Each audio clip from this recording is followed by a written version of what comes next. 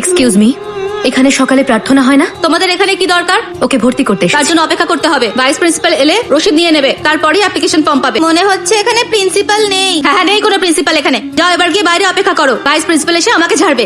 বাইরে চলো।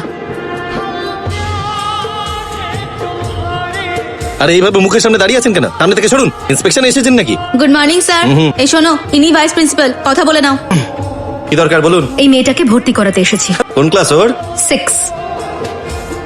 2,500 কিসের জন্য? সরকারি স্কুলের মাইনে তো 230 টাকা। প্রাইভেট স্কুলে যদি ভর্তি করতে হতো না, তাহলে 1 লাখ টাকা আপনাকে দিতে হতো। অ্যাডমিশন করাতে হলে এই টাকাটা দিতেই হবে, তাহলে এখন আসতে পারেন।